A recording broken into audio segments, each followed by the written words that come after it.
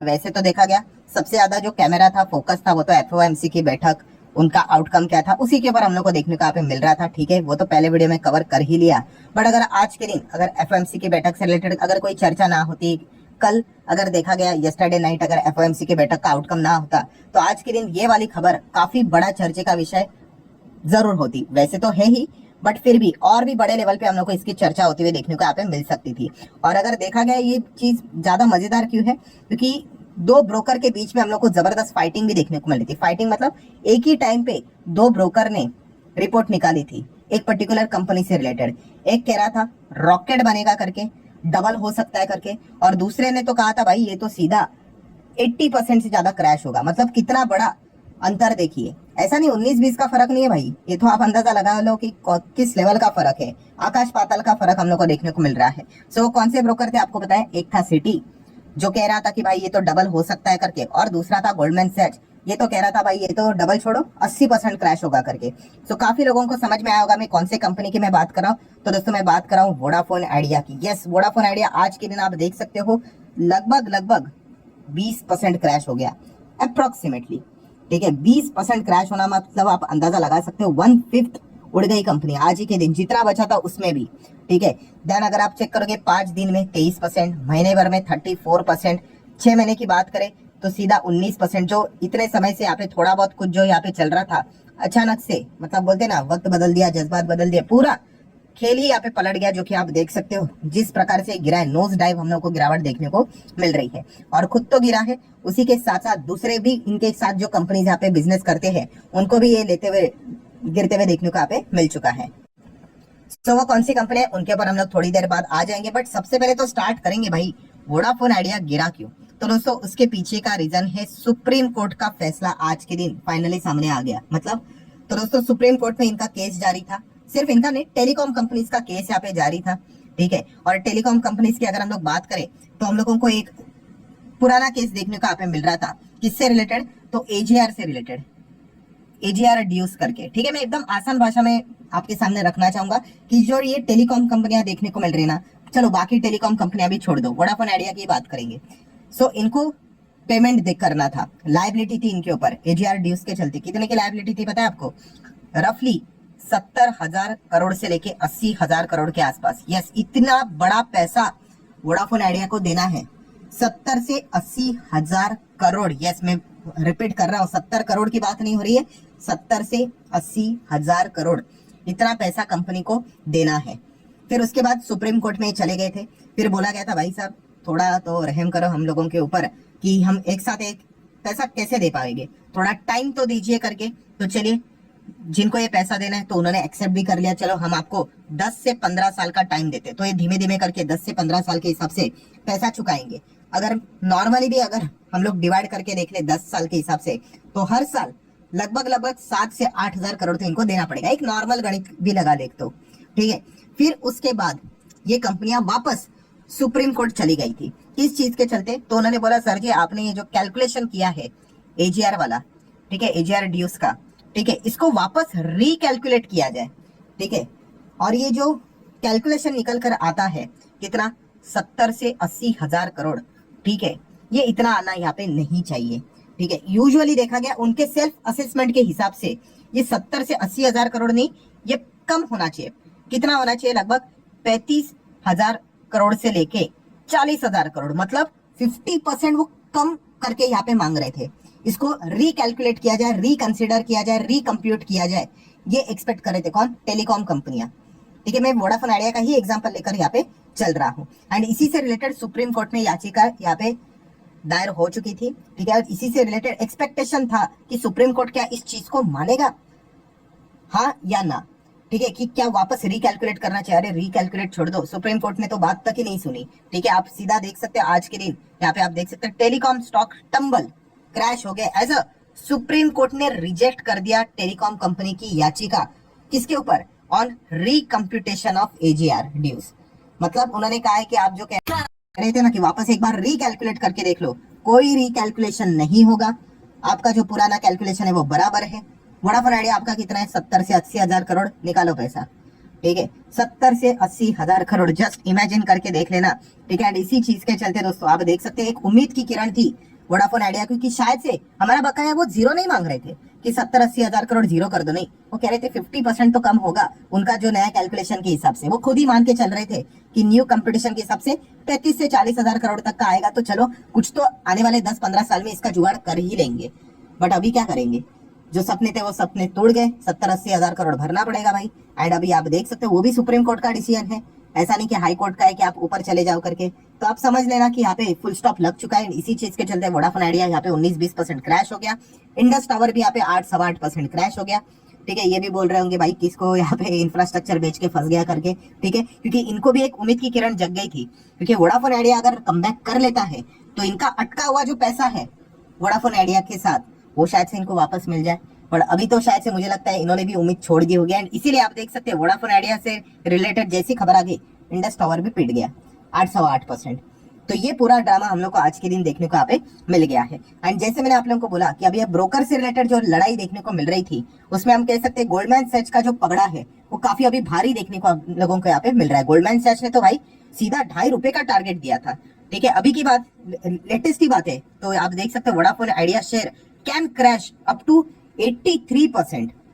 ये कौन बोल रहा था, मैं नहीं भाई, गोल्डमैन सैच ने अपनी रिपोर्ट यहाँ पे निकाली थी।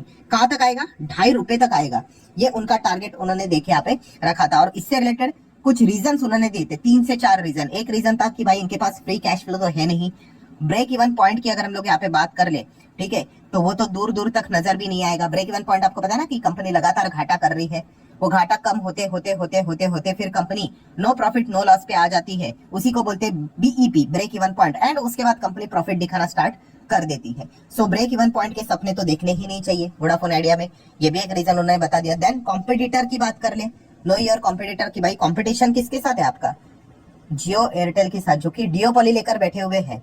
ठीक है, ये भी एक जबरदस्त चीज है कि आप इनके साथ लड़ोगे कैसे। ठीक है, एंड देन अगर हम लोग यहाँ पे आखिरी पॉइंट की बात करें तो लगातार यहाँ पे मार्केट शेयर वोडाफोन आइडिया अपना लूज ही करते जा रहे हैं, उनके कस्टमर लगातार वो खोते ही जा रहे हैं।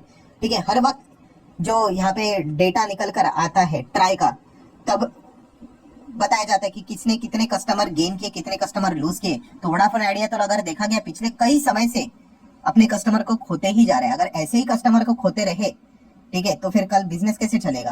तो ये सारे रीजंस को जोड़कर अगर हम लोग देख ले तो गोल्डमैन सैच का यही कहना था, यही मानना था कि भाई ये तो 83% क्रैश हो सकता है, ₹2.5 तक यहाँ पे आ सकता है करके।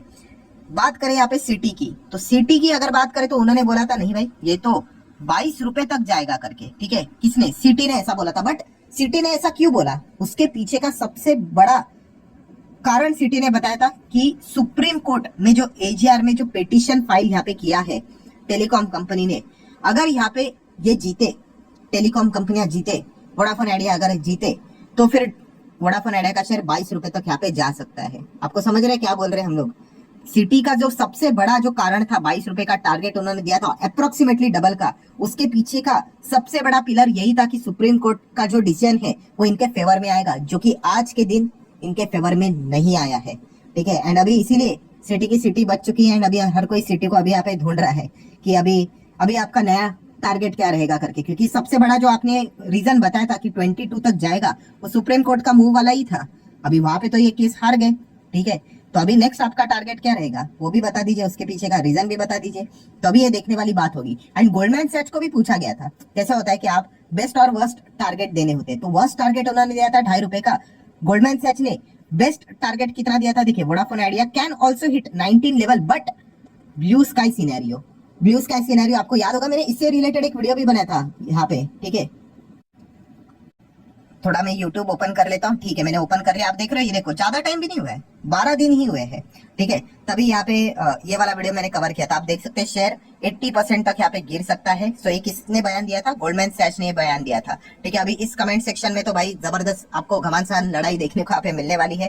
ठीक है, अगर आप ये पुराना वीडियो देखना चाहते हो, इसका लिंक भी मैंने ऊपर आई बटन पे दिया है, नीचे डिस्क्रिप्शन बॉक्स में कमेंट सेक्शन में भी पिन करके रखा हुआ है, आप जाके देख सकते हैं। इसमें मैंने डिटेल में इन चीजों को कवर किया था, कौन सा गोल्डमैन सैच का एंड सिटी का भी, कि ऐसा वो क्यों कह रहे करके, तो आपको और भी चीजें समझ में यहाँ पे आ जाएगी।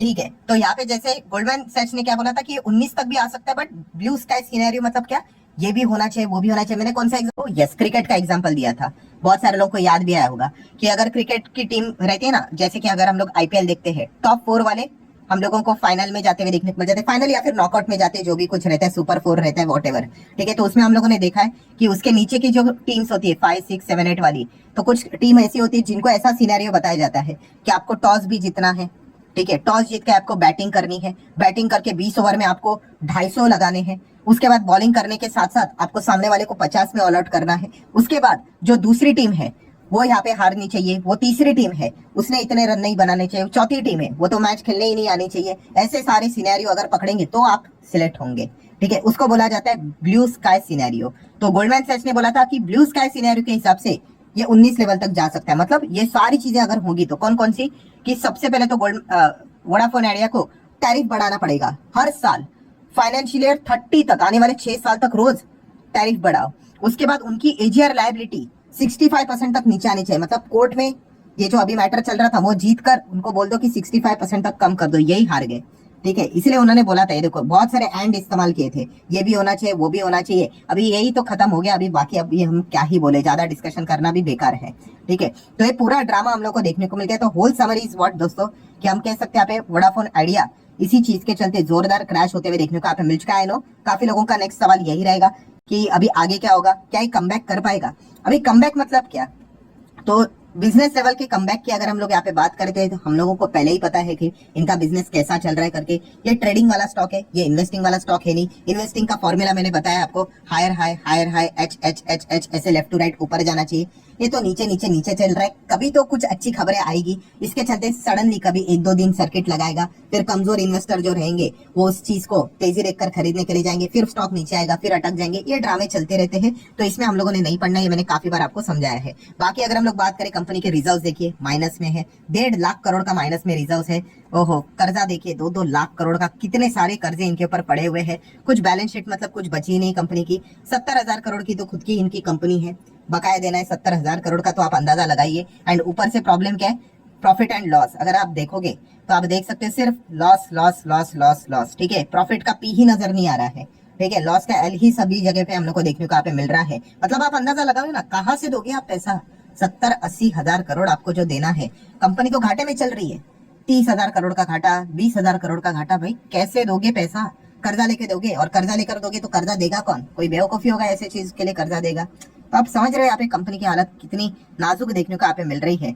शेयर होल्डिंग पैटर्न आप यहाँ पे देख सकते हो कि यहाँ पे क्या चल रहा है करके, ठीक है। एंड इसमें अगर आप चेक करोगे तो पब्लिक 11 थी, फिर 14 हो गई, फिर 17 हो गई, आप समझ रहे हैं यहाँ पे अभी 19 यहाँ पे हो गई करके, ठीक है। तो लगातार यहाँ पे पब्लिक के सेंटिमेंट, इमोशनल इन्वेस्टर इसमें आपको काफी ज्यादा देखने को मिल जाएंगे, जो अपने हिसाब से टारगेट बड़ा चढ़ा कर बता देते हैं, ठीक है। उनको बिजनेस से कोई लेना देना नहीं है, हमने खरीदा है तो भाई डबल ट्रिपल होना चाहिए करके। मैं तो प्रे करूंगा भाई डबल ट्रिपल क्या 10 गुना हो जाए करके, बट ऐसे प्रे करके अगर मार्केट में चीजें अगर वर्क होती तो हर कोई प्रे ही कर लेता, बट ऐसा नहीं है भाई। बिजनेस आपको समझना पड़ेगा, और बिजनेस की क्या हालत है आप अंदाजा लगा सकते हो, ठीक है। इसमें सिर्फ एक ही अच्छी बात हम लोग को देखने को मिल गई कि इनके प्रमोटर बिरला ग्रुप के प्रमोटर है। अगर ये बिरला ग्रुप की कंपनी नहीं होती ना, लिटरली बता रहा हूँ दोस्तों, बाकी कोई होता ना तो पूरा माल पब्लिक को चेप के निकल जाता, ठीक है। बिरला है इसीलिए वो कोशिश, कुछ ना कुछ तो कोशिश करे, हाथ पैर मार रहे हैं कि कमबैक करने के लिए।